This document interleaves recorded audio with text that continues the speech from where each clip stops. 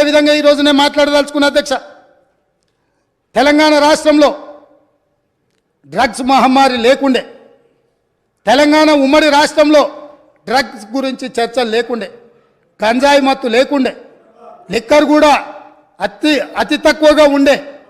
కానీ ఇవాళ ఏ పేపర్ చూసినా ఏ టీవీ చూసినా గంజాయి మత్తులో దాడులు జరుగుతున్నాయని, సింగరేణి కాలనీలో 6 సంవత్సరాల పసిగూనను గంజాయి మత్తులో రేపు మర్డర్ చేస్తే ఈ ప్రభుత్వం అచేతనంగా ఉండిపోయింది.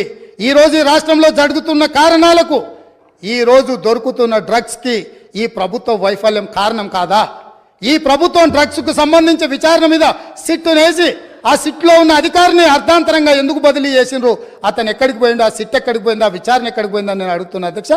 ఈ ప్రభుత్వం యొక్క వైఫల్యాన్ని కప్పిపుచ్చుకోవడానికి, విచారణలో లోపాలను దాచిపెట్టడానికి చేస్తున్న ప్రయత్నంలో నేనే స్వయంగా ఆనాడు 2017లో తెలంగాణ రాష్ట్ర ఉమ్మడి హైకోర్టులో పబ్లిక్ ఇంట్రెస్ట్ లిటిగేషన్ వేసి ఈ విచారణ మీద ఎన్ఫోర్స్మెంట్ డైరెక్టరేటు, డిఆర్ఐ, ఈ నార్కోటిక్స్ డిపార్ట్మెంట్ అన్నిటిని కూడా ఒక సిట్ను ఏర్పాటు చేయాలని హైకోర్టులో కేసు వేస్తే 2021 వరకు నేను కొట్లాడితే తెలంగాణ రాష్ట్ర హైకోర్టు ఈడీకి మొత్తం సమాచారాన్ని చేసిన విచారణను బదిలీ చేయమని హైకోర్టు ఆదేశాలు ఇచ్చిన ఈ రాష్ట్ర ప్రభుత్వం వివరాలన్నీ దాచిపెట్టింది అధ్యక్ష.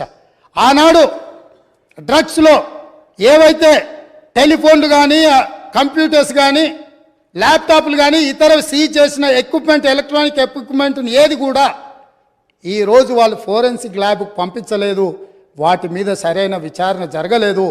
ఆ వివరాలన్నీ కూడా ఈడీ అడిగితే ఇవ్వకపోతే ఈడీ డిపార్ట్మెంట్ తెలంగాణ ప్రభుత్వం మీద contempt of court case file చేసింది అధ్యక్ష.